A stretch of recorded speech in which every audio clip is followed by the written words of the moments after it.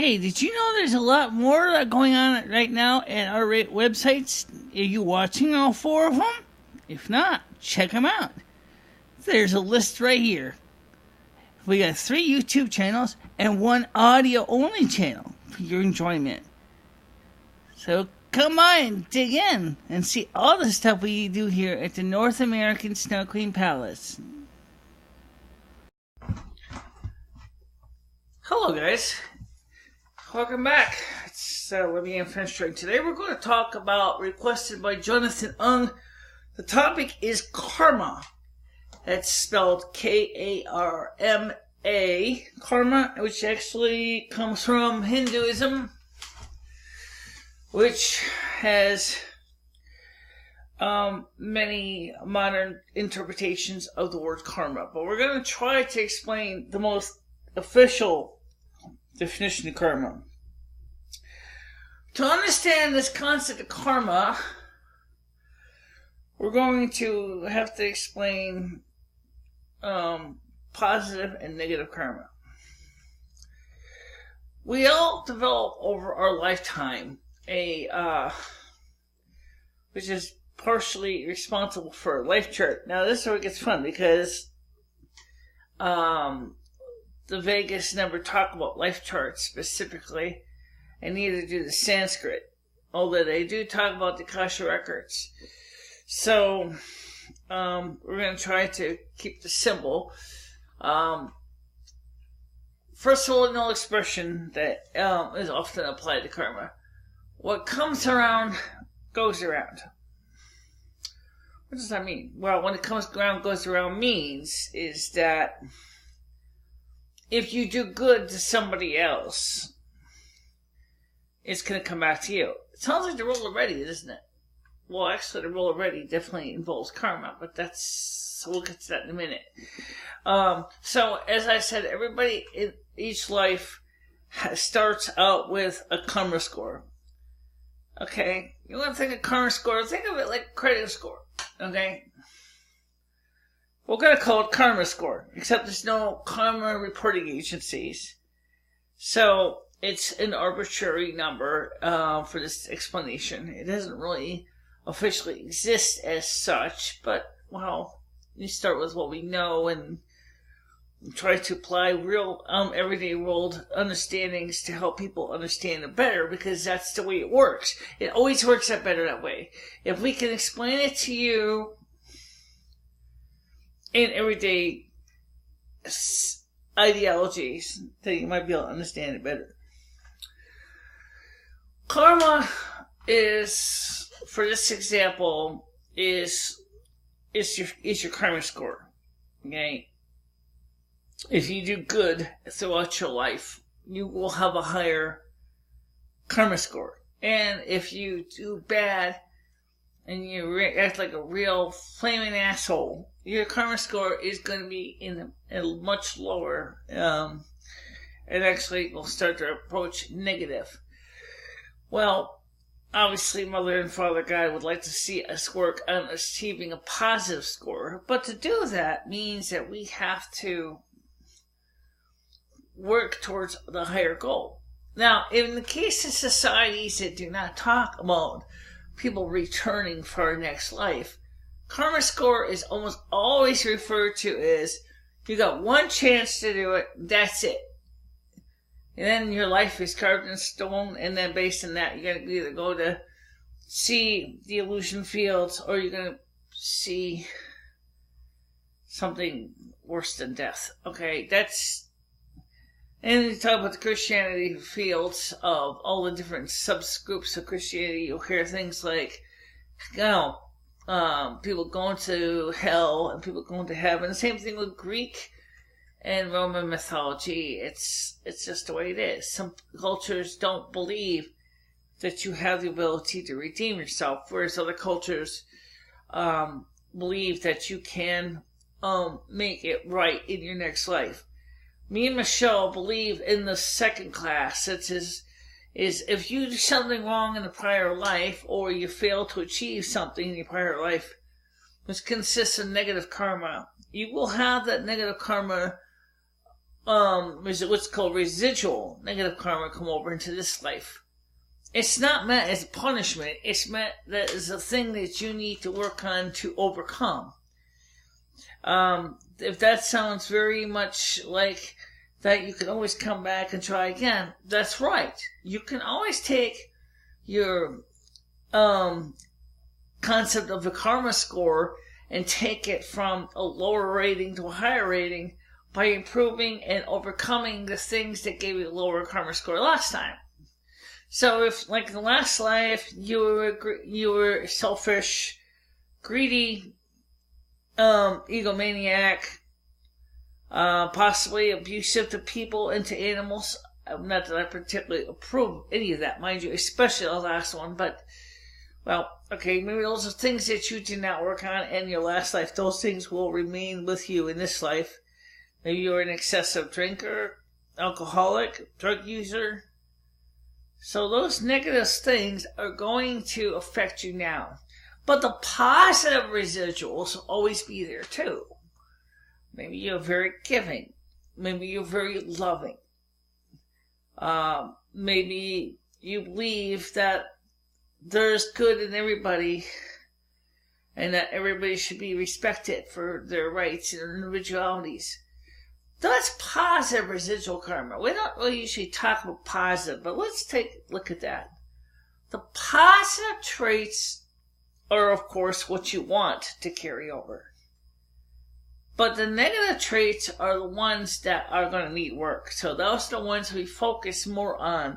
Is that, as I said, based on the examples I gave, if you turn out that you are just an egomaniac and you think that you're top sirloin and that nobody else matters, or you're abusive, or you're hurtful, you're going to be, unfortunately, in the situation where you might have to deal with that abuse and hurt in this life. Now, one of the things we hear about the concept comes around, is that we're taught that if you're an asshole, you're going to be treated badly by an asshole.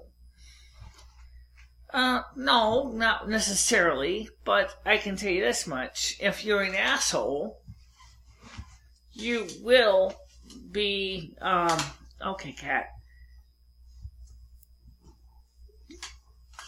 If I was an asshole, then obviously I would be, now this is better, because now I don't have to worry about the cat taking my face shot. He still can be with me a little bit, but now we've got a small lap to lay on. Okay, so you're going to overcome those limits. So all those things that you learned in the past, the good, the bad, the ugly, they all build onto your current life. Remember when Jesus was asked about the man who was blind, and the Pharisees asked him and said, what did his family, why did he blind? Did his family do wrong? That sounds like a creation of karma, doesn't it? But that's not how karma works. That's not the way it works, okay? In most cases, when you do what comes around, comes around, means just like it says, is that when you are doing something bad, yeah, you're going to be punished for that, but you're not going to necessarily always be the victim in the next life. But that doesn't mean you couldn't be. The most important thing is that you will be given many, many ways to improve on your negative residuals, to build up a way to overcome your limitations. Let's take Michelle's budget for a minute. You're saying, what the hell has Michelle's budget got to do with karma? A lot more than you think. Okay? Even in this lifetime. Michelle has always struggled to try to keep her head above water. No matter what she does, she's always drowning in debt. Okay? Now this year, since December, Michelle has strived very hard to begin to overcome her flaws. And every time she thinks she's going to get ahead, she drowns again. And as she keeps going, she gets frustrated and moody and depressed, and you sensed it in her last video that she was really disgusted that she could not buy the violin that she wanted to. But the thing, like I told her from looking at her budget, is you can, but then you'll be financially, seriously incapable of paying your minor supplies you must have for the house. Like clothing, socks, underwear. That's going to be really... You certainly won't be able to buy the eye drops you need, so then you'll basically be sacrificing your well-being and your health to play a musical instrument.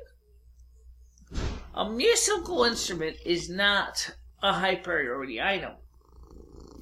But like Michelle always said, and she was whining to me off camera, she says, but I can never get ahead. I never can enjoy anything even for my birthday.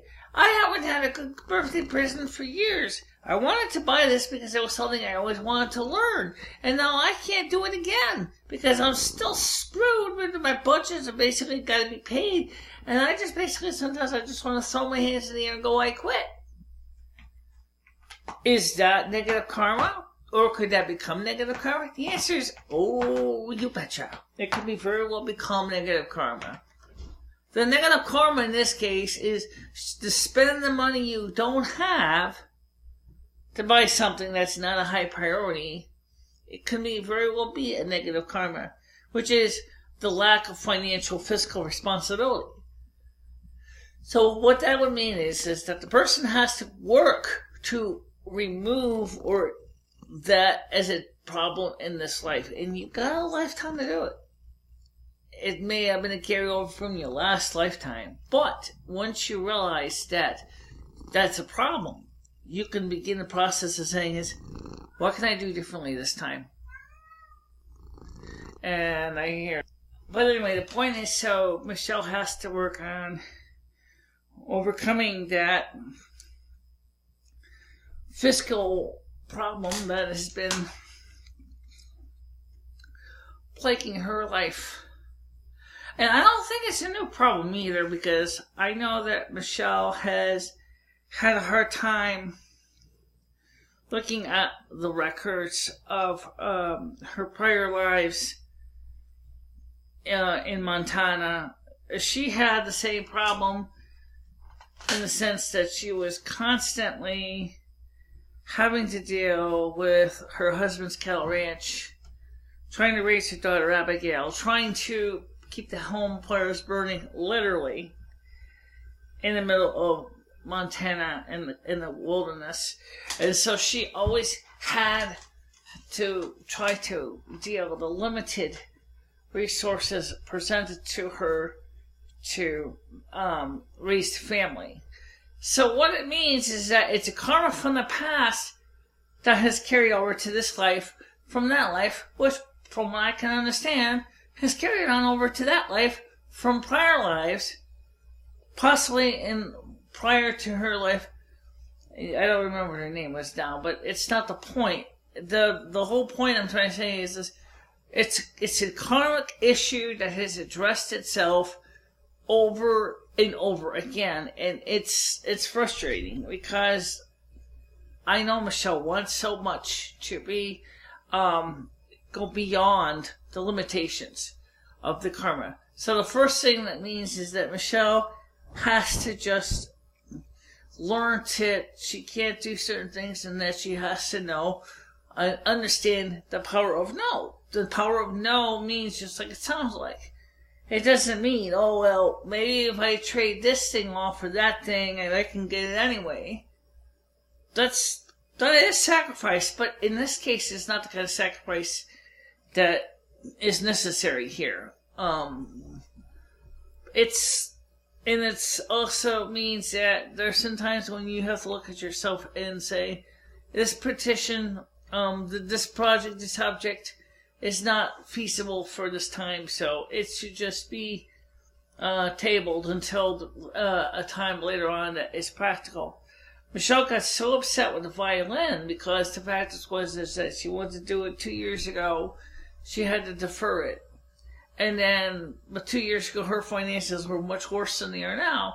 Now she's making positive inroads. But no matter how you do it, she's still not there yet to the point where she can confidently say and still have money to buy her eye drops and the power to enjoy herself. And say, I can buy the violin now. I can buy my eye drops I need now. I can buy the socks, underwears I need now. I've got the ability to finally reach out and go to the next level. She hasn't quite gotten there yet. So when you're dealing with negative karma, which carries on over from a prior life, it's something that can become really, really frustrating. Sometimes people, for example, when the negative karma is what caused things such as obesity and cigarette smoking and excessive drink, the answer is yes, it can be. In fact, these karmic energies are always there. They're going to be part of you. Just like this cat is, I guess. They're going to be part of you. They're going to be they're part of your background. And so the thing that makes it success is just like when you're dealing with the 12 steps of Alcoholics Anonymous is, the first thing is you've got to acknowledge you have a problem. And the second thing you have to do is you've got to begin the process of working towards coming to a solution, how to deal with that problem. And once you can come to the solution, once you can say, okay, I have a problem, say with smoking or obesity or overspending, then you can begin the process of saying, okay, that means I need to work on those things to be a well-rounded individual. And that's what makes Earth University, as Michele would call it, really such a very difficult thing. This is not like, there is certainly, for some things, there are indeed 12-step programs to help to deal with the financialness and the drunkenness and the cigarette, smoking and all that. And there is indeed programs for that. But when you're talking about karma, I don't really think I've seen anywhere where people have said, I've visited several 12-step programs, I have never heard anyone ever say is, these things may be carryover from a prior life existence that you have not yet mastered, and they will continue to be there until you master them and take control of them. That's the key. You got to take control of them. So that means if you want to become a better person, you have to overcome your issued karma. If you want to be go further in life, because this is where we have to go. How do you overcome negative self-karma? How do you come over negative karma? How do you improve your positive residual karma? Why not? Okay, you might as well improve the good and ameliorate the bad. That's what we need to do. Well, the first thing is that to know what positive karma traits you have are. It's not always clear. Sometimes it's clear. Sometimes it's kind of murky. For example, you might be smart. You might have a sense of intellect. But because of reasons that are not clear to you, you can't find out what to excel at because you just, maybe you've never had a chance to really explore the things that make you, where you can show your acumen. On the other hand, sometimes you focus on the wrong things in this life that you might, do okay, but for some reason it isn't really your strength. Okay? So obviously, in order to find out what your positive karma traits are, is you need to keep exploring them. Everything about yourself. Try new things. Try new ideas. Go out there and keep working on them. The same applies for negative self-karma. If, for example, you have trouble with smoking cigarettes, then maybe you need to look at other ways so you can overcome that. Which is a lot harder than trying to find the things that you're good at. Is trying to find ways to stamp out the things that have given you problems. But every person has the ability to do that. Okay? Sometimes it helps to write it down. Just write down all your goals, your strengths, your weakness in a book, a binder, a folder, notebook, whatever. Now, you can start to ask yourself questions like, in the case of positive karma, what am I good at? What things do I excel at? What things do I exceed at? Okay? How do the things that I do make me feel? Do they make me feel happy and at peace? Or does it make me feel like I'm just kind of just treading water? People, you'll be surprised what you find. You might find out that you have a strength from a prior life that really speaks to you. Michelle believes in maybe music, because music in her life is, her father was into music. He was into the accordion. He was into the organ. She grew up listening to music. She loved music. She still does. But right now, she's kind of stressed out, and so she hasn't really put on too many vinyls lately. But I think Michelle, that's one of the reasons why she was so brokenhearted with the violin, was because she felt like, one of her things that she wanted to explore was being deprived from her again. And that's sometimes the hardest thing when you get into negative residual karma is, why does a person feel that way? When they're doing something, and why do they feel sometimes like they're being deprived? Because they have to make decisions, and sometimes the decisions means that they have to make sacrifices. Well, if anything is the consolation in the world is today, is there's nobody in this world that will ever get everything they want. It's an exercise in making the best with what you got. For example, Michelle realizes that she certainly could not afford to buy this expensive brand new violin, custom made for her by a professional string instrument maker. She realizes that her choices are pretty limited, so she was willing to go with a lower cost Chinese-made violin because of the price is good. Besides, she figured if I don't do good with the violin, at least I'm not going to be out like hundreds, if not thousands of dollars for an instrument that clearly doesn't really work for me. But okay, so for now, the time is the first thing is, you're going to be asking me this, and I'm sure this is going through your head. What do you do when you feel frustrated about something not coming to be fruition? Maybe you need to think about why it's not coming to fruition. Maybe it's something that's probably the hardest thing of all to do to yourself, is to ask yourself that tough question. They say you're your own worst critic, so let's let that critic have some extra popcorn and extra butter, and let them go at it, because that's going to help you to understand who you are or what you are. Okay? What is it that is stopping you from reaching your potential to overcome your negative karma? If you can come up with that, you can begin the process of solving it. Remember I told you one of the requirements under the 12-step program is, the first thing you got to do is you got to acknowledge you have a problem, and you have got to begin the process of overcoming that. It also means, of course, that it's going to take a lot of work, but it definitely takes some belief of a higher power. Well, in this case, the higher power would be Mother Asna and Father Yahweh, who can help you, and your spirit guide as well, can help you to overcome those things. So if you have, say, for example, you can't do it by yourself. It's almost impossible.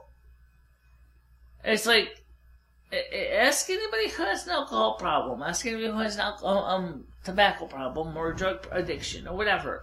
It's almost impossible to get over it by yourself. But when you've got the support and the love of friends and family, remember, it's like what the Beatles say. I get by with a little help from my friends. Okay? And also, like I said before in the last song, help.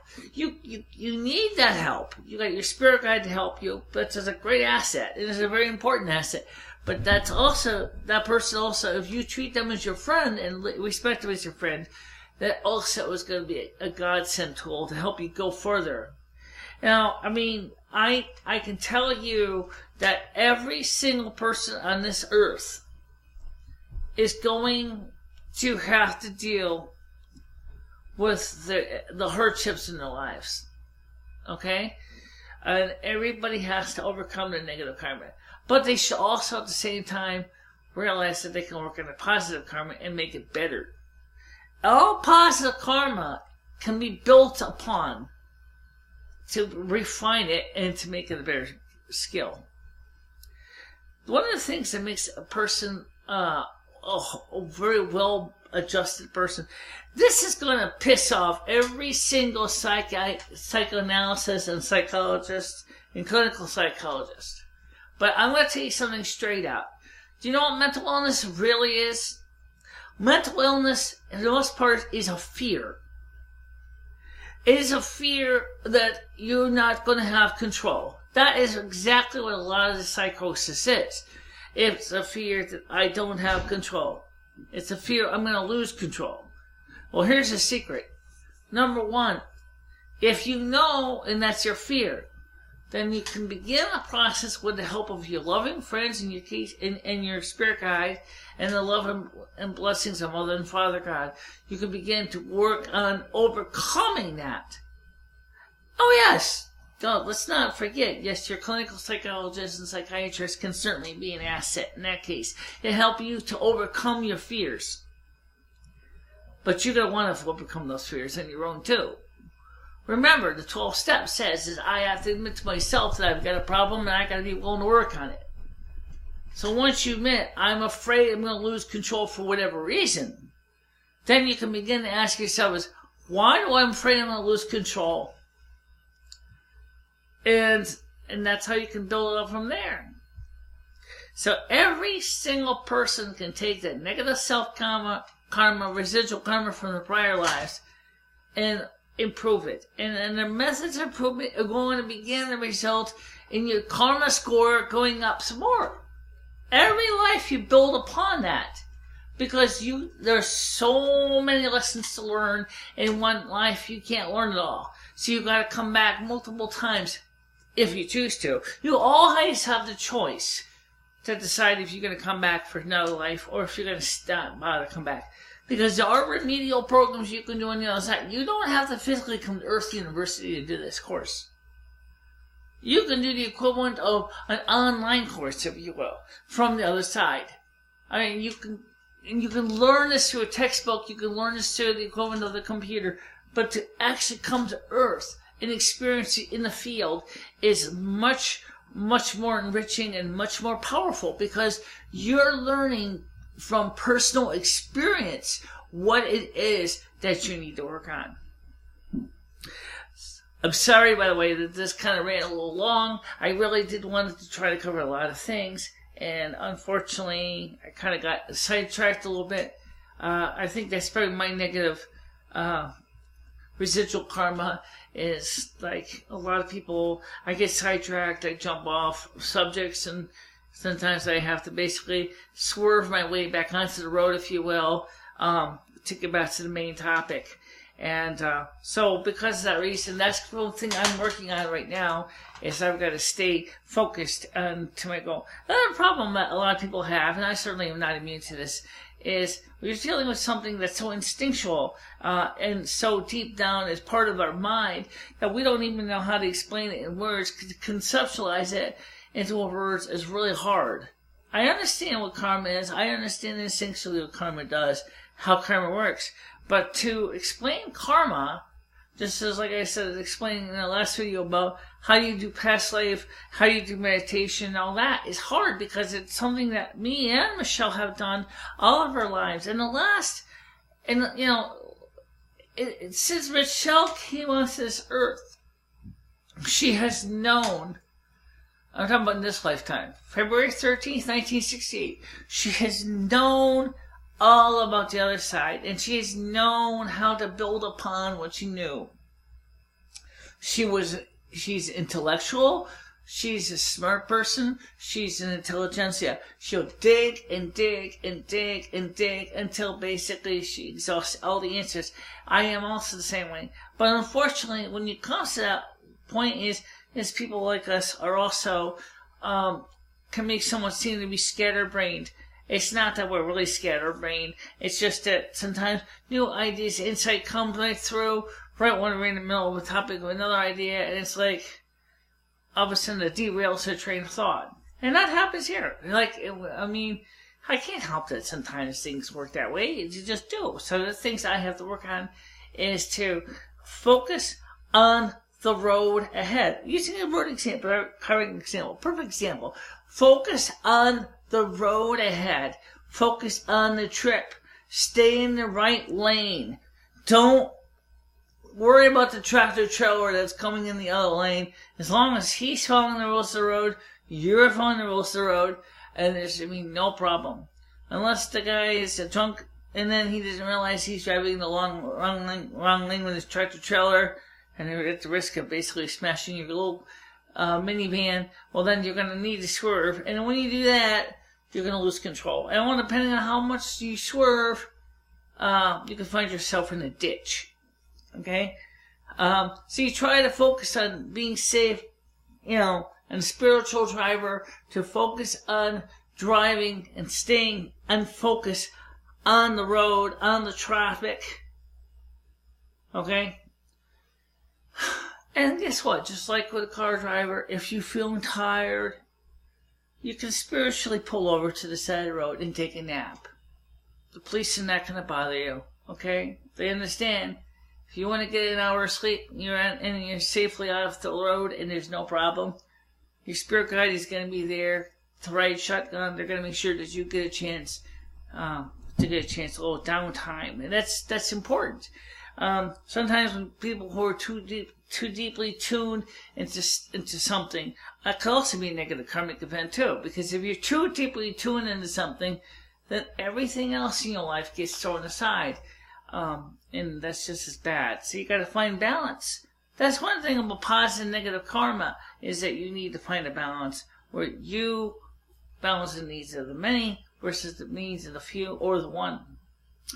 But anyway, I apologize, like I said. But if you have any comments, concerns, suggestions, guidelines, anything you want to say, please do not be afraid to talk in the comment section below here. I will certainly read your comments, and I certainly will think about them and see how we can work on trying to clarify anything that you don't understand. And by the way, yes, this does tie back to what I said about the rules of the road many years ago. Actually, last year, about the rules of the road.